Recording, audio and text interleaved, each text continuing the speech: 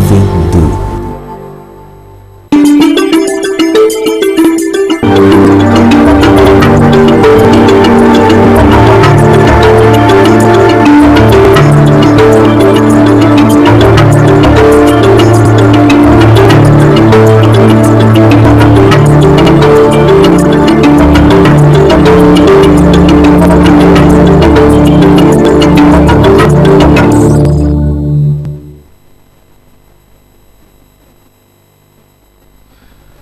Madame, Monsieur, bonsoir et ravi de vous retrouver pour l'émission Ecomag. Ecomag, rendez-vous du donner et de recevoir. Nous sommes encore venus pour parler de l'économie. Cette fois-ci, nous allons nous intéresser au marché, la dynamique des marchés pour le développement économique. C'est le sujet de ce numéro Ecomag. Nous sommes sur ce plateau avec Luce Latévi, l'ancien économiste. Il est avec nous pour un débat du sujet. Lucie, bonsoir. Bonsoir Célestin. Merci d'avoir répondu à notre invitation. On parle souvent des marchés, le marché, on parle des marchés publics, les marchés locaux, le marché intérieur, le marché international. Aujourd'hui, nous allons nous intéresser au marché, tout particulièrement aux marchés locaux, le marché intérieur. D'abord, qu'entend-on par marché? Oui, le marché, au sens commun, nous pouvons dire que c'est un rassemblement à but commercial où acheteurs ou vendeurs se réunissent pour essayer d'écouler leurs marchandises.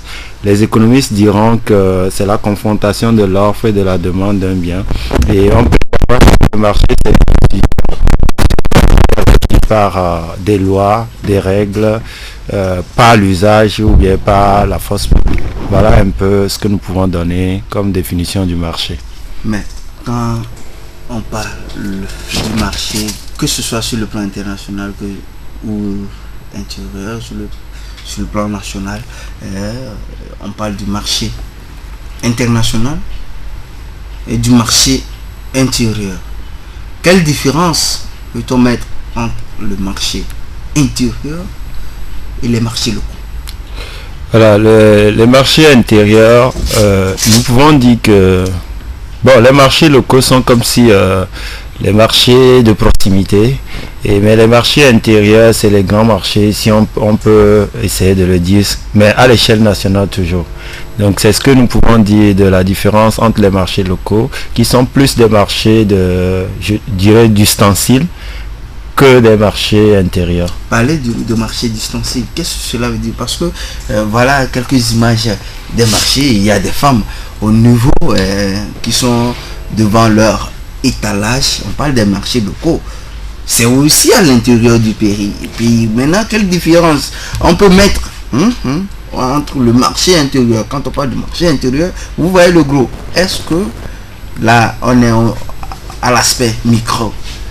Quelle différence peut-on mettre? Oui, comme je l'ai dit, par exemple, essayons d'aller un peu à Moutiévé. On peut remarquer que c'est un marché de proximité qui s'anime pratiquement tous les jours, alors que les marchés intérieurs, habituellement, ce sont des marchés périodiques, peut-être une fois dans la semaine ou bien 2 fois dans la semaine. Mais les marchés locaux sont communément animés pratiquement tous les jours, quoi. Donc c'est ce que nous pouvons dire, une légère différence en termes de ça.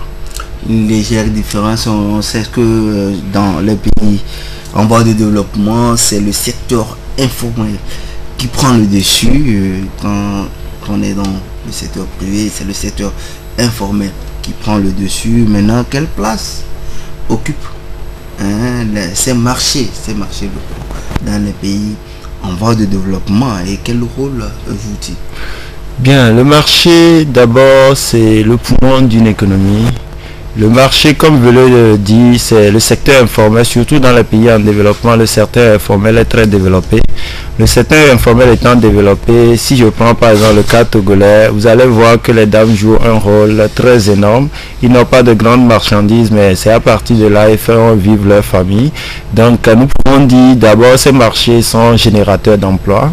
Ces marchés nous permettent d'avoir des ustensiles. Ces marchés nous permettent également d'avoir les produits de la campagne. Et ces marchés sont l'épine dorsale, je dirais, de l'économie. Et ça engendre tout un développement, tout un effet boule de neige que nous pouvons remarquer dans la vie de chaque jour du pays. Et sans ces marchés, je crois que par exemple, si je devais attendre toujours le jour de marché pour aller vers un marché pour faire la provision, je m'inscris un peu en faux que mes activités prospèrent très vite. Non, on a besoin de ces marchés pour vite essayer d'atteindre nos objectifs en termes de consommation, etc. Voilà. En termes de consommation, est-ce que vraiment dans les pays en voie de développement, cela représente quelque chose de signifiant? Si nous prenons le cas du Togo, quelle idée peut-on avoir sur les marchés togolais? Idée, oui, je dirais au fait, comme je viens de le dire, je vais citer un peu le compte amiral Adénian à l'inauguration du marché à Hankope qui dit ce marché, c'est dans l'objectif du gouvernement d'être beaucoup plus proche des femmes et de la population. Alors, si tel est le cas, tout le monde est d'accord, des femmes, ça veut dire que les femmes jouent un rôle prépondérant dans le développement économique de notre pays. Par exemple, le PIB togolais, les femmes y contribuent à 46%. C'est énorme. Donc, sans ces marchés, qu'est-ce qu'on peut faire? Et on deviendra quoi? La pauvreté sera encore d'une manière très poussée. Et c'est très important que ces marchés se développent et on en a vraiment besoin. Autre élément en termes de ça, ces marchés stimulent le savoir-faire, l'esprit d'initiative de nos mamans et de nos jeunes frères qui n'ont peut-être pas eu la chance de trouver de l'emploi dans le secteur formel, peuvent passer par ces canaux pour développer des fonds énormes. Et c'est très important ces marchés-là. Voilà. Mais au Togo, quand vous venez de parler du rapprochement du client, de la population, de ces femmes, au gouvernement, le gouvernement veut se rapprocher davantage de ces femmes en construisant les marchés au Togo. Est-ce que les marchés jouent réellement leur rôle? Est-ce que les marchés jouent réellement leur rôle? Lorsqu'on passe au marché, on constate que la plupart des revendeurs, de ceux qui animent ces marchés sont des femmes. Si vous retrouvez les hommes, sont des étrangers, les médiras, ouais, comme on a l'habitude de les appeler. Et ça dit que on laisse le marché à la femme. Non, je ne dirais pas qu'on laisse le marché à la femme. Je rappelle que le dernier recensement de la population togolaise nous permet de voir qu'on a 51,3% de femmes au Togo. Et donc, ils sont dans une proportion beaucoup plus importante. Un autre élément, je viens de dire que ces femmes-là contribuent à au moins 46%. Donc, on n'a pas laissé le marché aux femmes. Il est vrai, les hommes sont là, mais les hommes... vous savez, il y a même Brigadier Zemba qui a chanté un morceau qui disait que on avait les lacunes là qui consistaient à dire que à revivre Clonagno. Mais hier, c'est qu'on cherchait tellement la bureaucratie, on doit fréquenter pour aller occuper un bureau comme si le bureau existait quelque part. Donc le commerce, les petits trucs ne sont pas dans nos habitudes. Remontons un peu à l'année 2000, puisque les feux rouges sont devenus aujourd'hui un marché également. Mais si on remonte un peu à 2000, à 1998-99, il est rare de voir les Togolais sous les feux rouges. Comme vous venez de le dire, au marché, c'est les rares médias que vous allez voir en plus des femmes. Mais aujourd'hui, sous les feux rouges, c'est les vrais Togolais, vous allez voir. Ça voudrait dire que la tendance a commencé par changer. Et on ne laisse plus... Au départ, c'est qu'on pense que c'était la honte de vendre des choses. Moi, je rappelle que très jeune, moi, j'allais au marché avec ma maman. Et j'avais beaucoup appris de ça. Aujourd'hui, ça ne me dit rien de vendre sous un feu rouge ou bien dans un marché. C'est avec fierté même que je le ferai. Donc, je pense que la mentalité évolue actuellement et on ne peut pas dire qu'on a laissé l'activité aux femmes, mais d'abord, en termes de population, les femmes sont plus importantes que nous. Et en plus, les femmes togolaises, il faut reconnaître qu'ils sont des battantes et ils ne se laissent pas faire. Et malheureusement aussi, le niveau éducation, la politique du pays, maintenant ça va un peu, mais il fut un temps, on a toujours relégué la femme aux travaux domestiques, ce qui fait que lorsque la femme n'a pas grande activité, elle se lance dans ces petits commerces.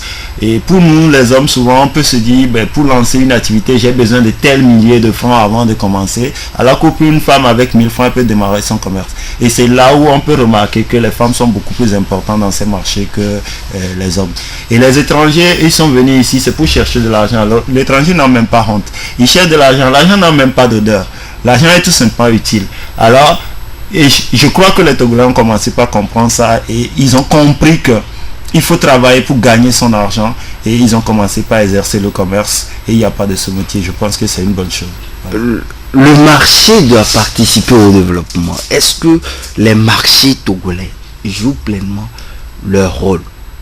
On voit les femmes, bien sûr, les femmes se déplacent, elles prennent leur voiture, le transport, elles se déplacent de ville en ville pour pouvoir participer aux jours de marché, animer les marchés dans les autres villes. Est-ce que le marché local joue vraiment, participe au développement? Oui, je vous donne quelques chiffres pour vous essayer de vous éclairer là-dessus. Suite au problème du grand marché, peut-être qu'on va y revenir, je ne sais pas trop, mais suite au problème d'incendie du grand marché d'Adaolato, Nadine Michel Khalif, un supérieur, un collègue, il a pu dire que c'est plus de 400 milliards de francs CFA qui sont partis en fumée. Il a pu montrer que c'est plus de 10 000 emplois qui sont partis. Alors on peut dire que le marché joue pleinement son rôle. Si on peut remarquer déjà que au niveau du grand marché d'Adaolato, il y a plus de 10 000 emplois. Et alors il faut dire que le marché joue pleinement son rôle. Et autre élément, je viens de le dire, il y a une dame peut-être qui va commencer avec du gari, mais demain vous allez le voir avec étalage. Moi j'ai fait l'université peut-être avec certains qui ont commencé par vendre les tomates dans les cités, mais aujourd'hui ils ont leur boutique au grand marché. Alors ça évolue. Peut-être qu'on ne sent pas trop ça, mais je viens de dire que les femmes togolaises participent au moins à 46% du PIB togolais. C'est pas une moindre mesure. Et à travers le commerce, je précise. Donc le secteur informel contribue énormément. Et si nous prenons par exemple les derniers chiffres, si on prend les chiffres de l'année 2012, on peut remarquer que plus de 81% du PIB provient du secteur privé. Je ne veux pas dire secteur informel, hein, mais je dis secteur privé parce qu'il y a le secteur privé formel qui est dedans. Donc c'est pas petit. Et qu'est-ce qu'on fait dans ce secteur privé là? La majorité c'est le commerce. On transforme peu chez nous. Donc les marchés jouent pleinement leur rôle. Vous voyez toutes ces dames là on essaie de nous montrer à l'écran chaque jour que Dieu fait. Et essayez de circuler dans tous les marchés de la place. Vous allez remarquer que c'est toute une activité, c'est tout un développement, c'est toute une vie qui se déroule là-bas. Donc le marché joue pleinement son rôle.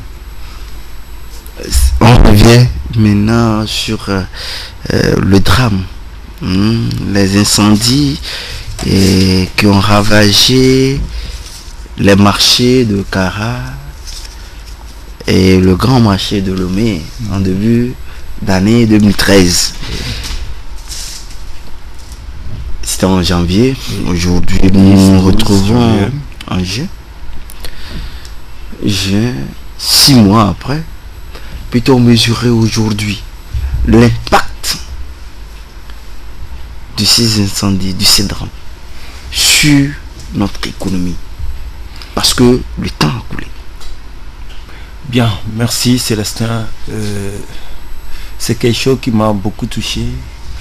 Et moi je me dis même les versions officielles qui disent que ce sont des incendies criminels, je dis les mots sont un peu trop, ils sont pas trop forts parce que c'est plus que criminel pour moi. Je ne vois pas pourquoi on peut se permettre ce luxe là et c'est un peu exagéré. Et bon, moi je dis comme la nature a ses lois, on est chacun devant ses responsabilités. Maintenant venons un peu au niveau des impacts. Je viens de donner les chiffres, les estimations de Nadine Michel Khalif qui disent que c'est plus de 400 milliards de francs CFA qui partent. Et également, venons un peu au niveau de FUSEC. FUSEC qui a dû prêter beaucoup d'argent à ces bonnes dames, à ces... Il n'y a pas que FUSEC, il y a beaucoup de microfinances qui sont dans le jeu. FUSEC a dû annuler au moins 60 millions d'intérêts pour essayer de... C'est-à-dire les pertes sont trop énormes. Si on veut parler des chiffres, même les chiffres ne capitalisent pas trop les trucs. Alors, plus de 400 milliards de francs CFA, les institutions financières, s'ils ne font pas attention, ils risquent de tomber en faillite à cause de ça. Et actuellement, les dames sont surendettées. Le gouvernement était obligé de distribuer plus de 2,5 milliards de francs CFA à ces dames-là. Mais c'est toujours insuffisant. Et autre élément, au-delà de tout ça là, il faut essayer de voir le nombre d'années que ces bonnes dames ont dû travailler pour pouvoir avoir tout ce qu'ils ont eu et que, en fin de compte, en une seule nuit, et tout est dissipé en l'air. Et les tortures psychologiques, tout ce qui s'en est suivi. Et au-delà de ça, toute l'économie togolaise a subi un très grand fouet.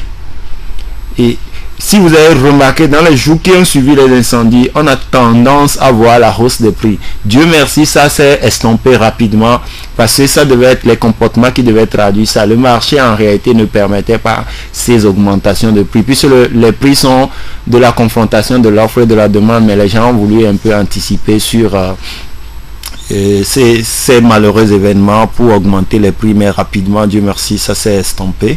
Et autre élément en termes d'impact, l'impact psychologique que l'on peut remarquer au niveau de cette dame-là, et c'est trop, et non seulement l'impact psychologique, et sur le plan financier, les crédits qu'ils ont pris aujourd'hui, quelle serait la solution? Les impacts sont trop énormes, mais quelle serait la solution face à de telles situations? Aujourd'hui, comme elles sont endettées, moi je pense que la meilleure des choses à ce niveau, c'est que, c'est-à-dire, au lieu de s'attarder trop sur l'impact, parce que l'impact, on ne peut même pas mesurer ça, parce que c'est trop criard, parce que c'est les vrais poumons de l'économie togolaise, le marché de Kara. Moi, j'ai eu la chance encore de visiter ça du 19 mai au 24 mai. J'étais en mission dans la ville et je me suis rendu compte que c'est alarmant. Et à Lomé également, si on s'approche de ça et on s'approche des bonnes dames qui ont suivi ça, c'est très difficile à voir. Alors pour moi, qu'est-ce qu'il faut faire? Et peut-être certaines structures financières ont commencé par le faire. Il faut essayer de relancer ces dames-là en leur accordant peut-être des crédits à taux d'intérêt zéro, pour leur permettre de développer encore des activités et de rembourser ces prêts-là.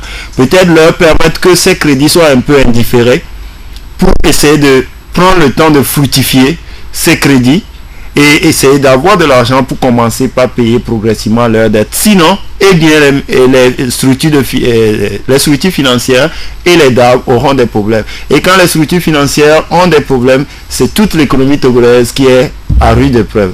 Et je pense qu'il faut rapidement agir pour que ça n'affecte pas trop. Nous avons une prévision de 5, et quelques %, pour ne pas dire 6% pour l'année 2013. Je crois que ça risque de ne pas se produire à cause de ces incidents.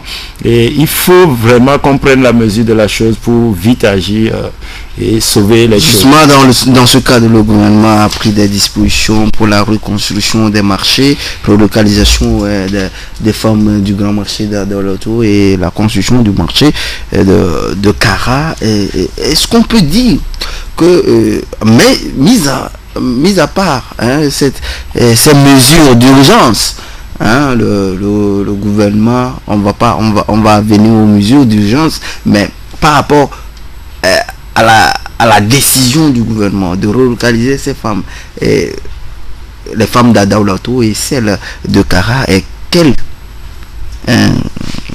appréciation faites-vous de cela? Vous savez, parfois, pour prendre des décisions, c'est bien, mais l'urgence est bien, mais l'urgence est bien, mais la priorité est encore meilleure. Je pense que si vous voyez la réallocation, c'est-à-dire la relocalisation du marché de Kara, ça coûte 1,2 milliard pour l'État togolais. Et on dit marché provisoire pour un pays où on n'a pas de ressources en tant que tel, pour un pays où nous avons des difficultés Alors, il faut essayer de gérer les choses autrement. Je ne sais pas pourquoi on va dire quelque chose de provisoire et ça nous coûte jusqu'à 1,2 milliard pour essayer de faire ça et après on va faire autre chose. Autant installer en même temps quelque chose, parce que nous ne sommes pas des pays pétroliers où on a trop de richesses pour faire ce qu'on veut. On a besoin des choses parfois structurelles. On a besoin des marchés qui peuvent durer peut-être 10-15 ans avant de penser qu'il faut essayer de les transformer encore. Mais si on se fie juste à des choses à court terme, je pense que des générations à venir et ça risque d'être très grave pour l'avenir de mon beau pays que j'aime beaucoup. Mais mis à part la relocalisation, on parle de marché provisoire. Pour le marché de Kara, je pense que l'idée était déjà de construire un nouveau marché pour la ville. Et nous espérons que rapidement ce marché provisoire, qu'on parle de provisoire, va se transformer et nous aurons un marché définitif au niveau de Kara. Mais avant, ces drames, le gouvernement a entrepris la construction par le biais du ministère du développement à la base, d'un marché dans certaines localités, dans certaines localités. Est-ce que aujourd'hui on peut dire que cette politique a porté ses fruits? Bon, on a le marché d'acier et d'Aguer qui s'est doté d'un nouveau marché. Est-ce que on peut dire que cette politique déjà a porté ses fruits? Bien, comme on l'a dit précédemment, un marché c'est toujours bien pour l'économie et je ne peux qu'apprécier l'effort que le gouvernement est en train de faire pour construire ces marchés parce que nous en avons besoin. C'est très important et il faut remarquer également que ces marchés sont des infrastructures haut de gamme que nous apprécions énormément. Il faut remarquer aussi que dans les environs de ces marchés, dès que les marchés sont créés, vous pouvez remarquer qu'il y a toute une transformation autour. Donc je peux dire que c'est salutaire pour l'économie, mais au-delà de ça, essayons de mettre des inquiétudes. Alors allons un peu à Dapaon pour voir le marché de Dapaon. Vous allez voir que sur les papiers, c'était prévu que ce soit un marché en étage. Mais après, nous avons vu que des hangars. Alors, qu'est-ce qui s'est passé? Alors, je viens de parler du marché provisoire de Kara, où on a prévu 1,2 milliard pour un marché provisoire, pour un pays de 56 600 km², où on n'a pas de ressources en tant que tel. Alors, il faut revoir les stratégies. Il faut aller un peu à Palimé pour voir le marché construit. Et ce marché, les bonnes dames refusent de siéger et les bonnes dames sont toujours devant la BTCI là-bas en train d'exposer leurs marchandises parce que les stands sont trop restreints. Et non seulement trop restreints, mais également il n'y a pas de magasin au 21e siècle, mes chers. C'est grave. Venons un peu à Hankope. Hankope nous a coûté au moins 627 millions de francs CFA. C'est bien, mais encore faudra-t-il que ce soit quelque chose digne de ce nom. À Agué ici, si on prend Agué, déjà le premier jour de son inauguration, on a pu remarquer que le marché est trop restreint. Je rappelle actuellement la plupart des femmes, on peut gagner. Le problème il est simple. À Agué, je peux m'exprimer sur ce sujet. À Agué, la plupart certaines femmes refusent de rentrer à l'intérieur juste parce que les coûts sont exorbitants. Non seulement parce que les places sont gratuites. Ça a été offert par le chef de l'État. Les places sont gratuites, mais certaines femmes pensent que les passants, ceux qui sont en moto, à voiture, n'arrivent pas à rentrer facilement au marché. Ils n'ont pas du temps pour rentrer au marché et s'acheter les choses. Le mieux, il faut rester au bord de la route et vite écouler ses produits. Sinon, il y a encore de la place à l'intérieur du marché d'Agué. Bon, c'est ça le paradoxe. Est-ce qu'on n'a pas cette culture d'aller au marché? Non, là, je crois qu'il faut sensibiliser ces bonnes dames-là. Mais moi, en voyant la structure en même temps, j'ai la chance de sillonner souvent ce quartier le jour de marché. Et j'aime toujours faire le contournement le jour de marché. Je crois que cette structure que je vois là-bas ne peut pas contenir l'effectif du grand jour de marché qui s'anime tous les 5 jours. Si donc le problème demeure toujours. Dans la semaine, le marché n'est pas animé. Donc le problème demeure toujours. Prenons par exemple le marché provisoire de Kara, 4,5 hectares pour un marché provisoire. Alors que Agoué, on peut compter Agoué dans les grands marchés du Togo. Essayons d'aller à Aného pour voir un peu ce qui est fait là-bas. 1 hectare pour 350 millions. Et essayons de... Moi, je me suis amusé un tout petit peu dès que vous m'avez signalé l'invitation pour ce thème-là. Je me suis amusé un tout petit peu en comparant un peu les chiffres. Et je me suis demandé, ou bien c'est la géomorphologie qui explique certaines choses parfois. Et 1 hectare, 350 millions, alors fois 4, ça fait déjà 1,4 milliard. 1,4 milliard. Est-ce que c'est ça qui justifie les fonds, ou bien il y a des véritables études sur les fonds et puis les capacités de ce qu'on veut créer sur place? Il y a également ce problème à voir. Et moi je me dis, ce n'est pas de ce dont Agoué a besoin ça. Vous voyez le marché d'Ahankopé, c'est bon pour la population. Parce que c'est un petit marché. Vous voyez le marché de... comment l'appelle-t-on, à Moutiévé, c'est un petit marché. C'est bon. Et là, on essaie de quadriller les choses comme ça. Mais Agoué, c'est trop peu pour Agoué. Essayons d'aller à Aného pour voir ce qu'il y a comme marché là-bas. D'ici 5 ans, le marché sera insuffisant. Il faut faire une programmation. Je dis, nous ne sommes pas des pays pétroliers où l'argent coule à flot. Il faut essayer de faire une programmation durable dans le temps. Il faut des solutions qui vont nous aider à avoir moins de dettes que d'avoir, on dépense des milliards et bientôt ça devient insupportable et puis on fait autre chose. Et moi je dis, même si les bonnes dames refusent, quelle est la place de l'autorité réglementaire? On peut obliger les dames à rentrer dans ces étalages à Agoué. Voyons par exemple le marché de Fédéranaoué. Depuis que ça a été créé, les gens ne sont jamais à l'intérieur en tant que tels. Alors quelle est la place qu'on donne à ces gestions de marché là? Revenons à la gestion de nos marchés locaux. Lorsque nous prenons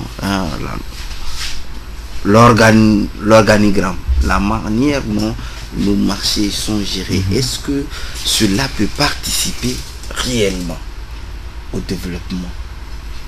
Voilà. Vous touchez du doigt à l'épine dorsale du problème. Et c'est très grave. C'est très très grave. Il y a EPAM qui est là, par exemple, à Lomé, qui est chargé de la gestion des marchés. Comment on gère les marchés et maintenant l'État met encore la main dans le budget de l'État pour construire des marchés.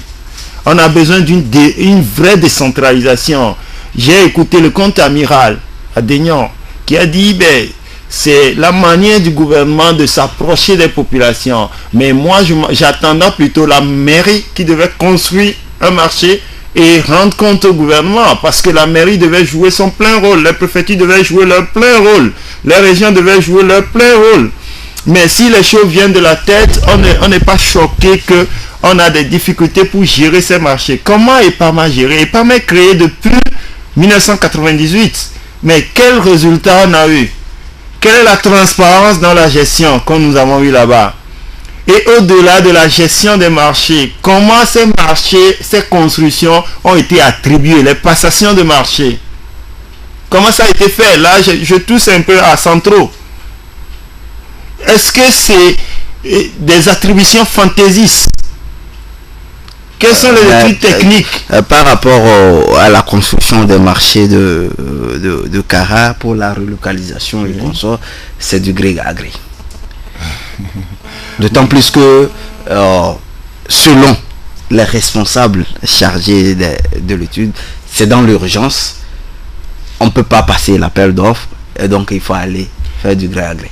Bon, supposons qu'on a passé l'appel d'offres ou bien qu'on passe l'appel d'offres pour les autres marchés.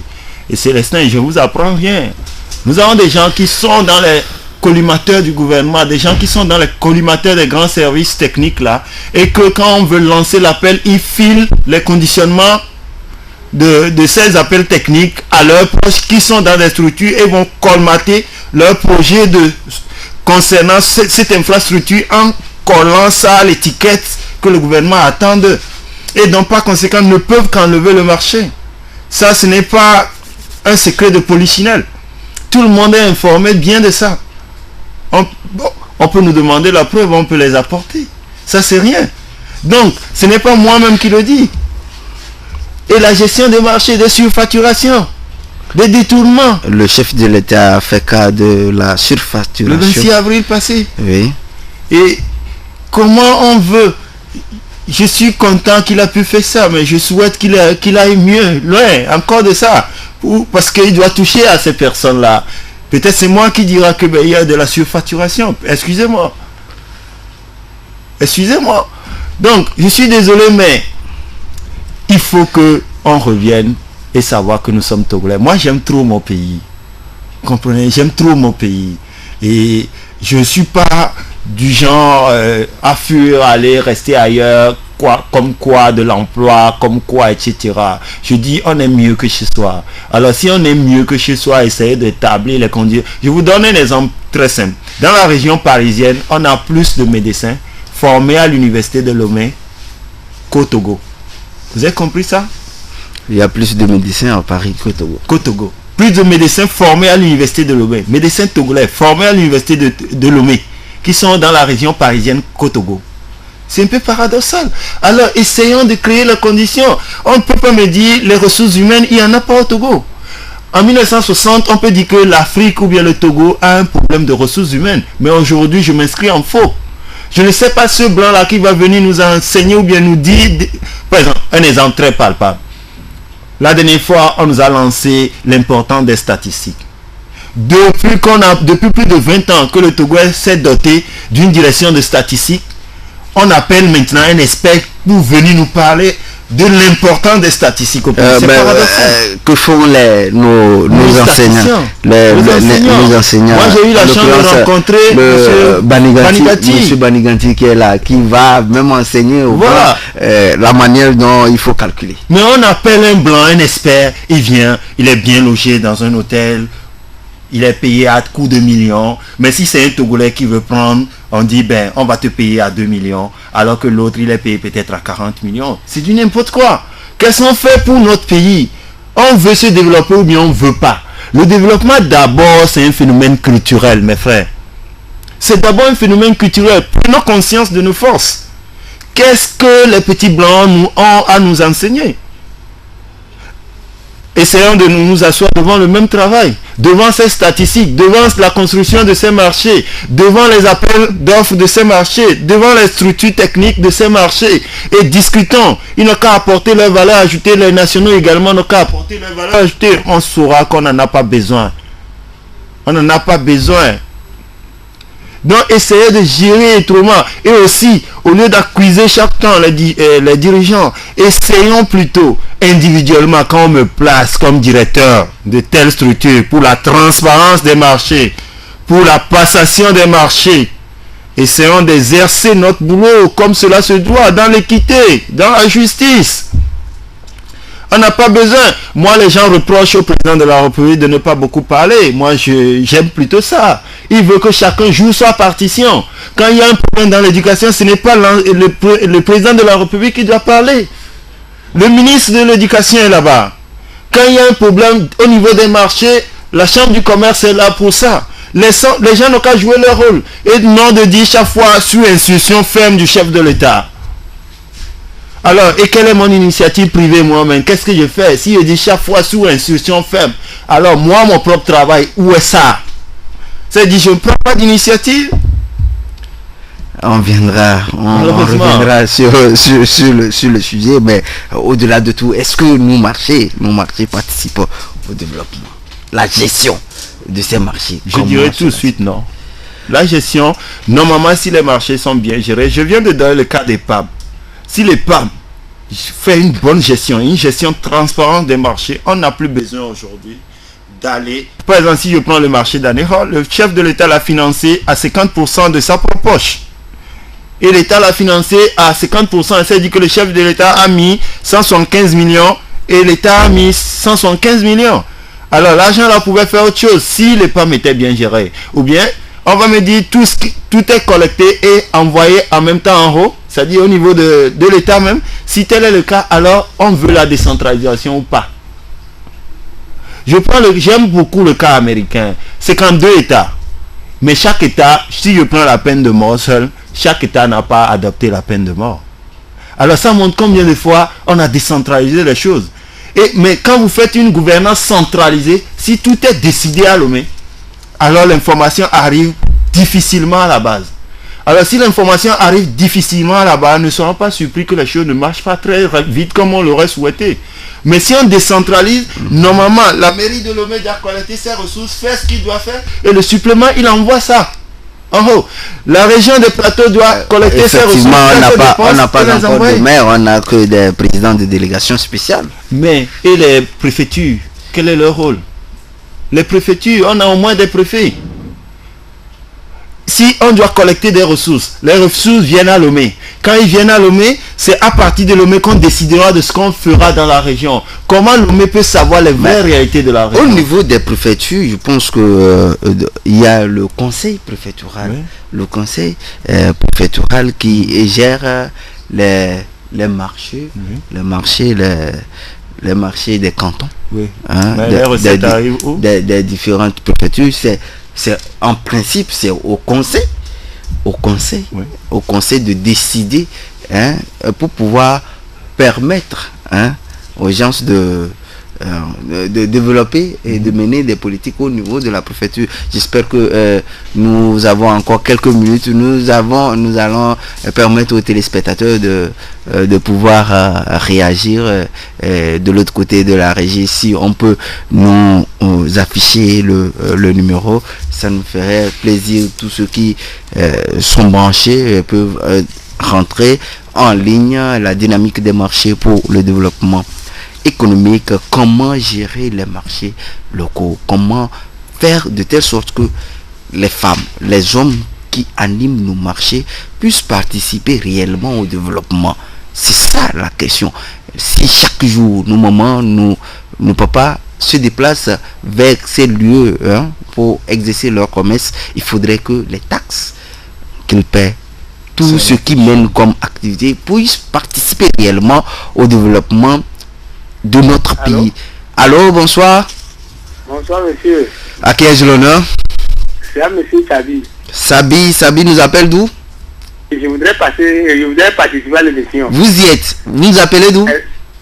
J'appelle de Tochi. Tochi, votre question. Dites au monsieur qui est à côté de vous de se rappeler du marché d'Atakpamé aussi. Voilà. C'est un marché qu'on a débuté depuis 5 ans, mais qui n'a été jamais achevé. Ouais. D'accord. Pour ça, voilà, nous sommes toujours à l'approche des élections et on distribue les salles. Merci. Donc, merci à vous, merci à monsieur Sabi. Monsieur Sabi voudrait qu'on parle également de son milieu, d'Atakpamé, du marché d'Atakpamé également, qui doit être construit, et depuis là, le projet, je pense que certainement, on va se pencher très bientôt sur le sujet, mais comment, hein, assurer la gestion de nos marchés? C'est ça qui est primordial. Au niveau de chaque préfecture, si nous rentrons dans chaque canton, il y a un marché qui s'anime chaque semaine dans chaque préfecture. Et maintenant, au niveau de chaque ville, dans les chefs-lieux de préfecture, on a un marché de référence. Il faut dire que ces marchés n'apportent pas réellement de ressources. On n'arrive pas à tirer réellement de ressources de ces marchés pour pouvoir participer au développement. Allô, bonsoir. Bonsoir. Très bien. À qui ai-je l'honneur? Monsieur Fiaonou. Monsieur Fiaou. Fiaou nous appelle d'où? Fiaonou, Obama. Fiaonou, Obama. Oui. Vous nous appelez d'où? Ouais. Je voulais rentrer dans l'émission. Oui, vous y êtes.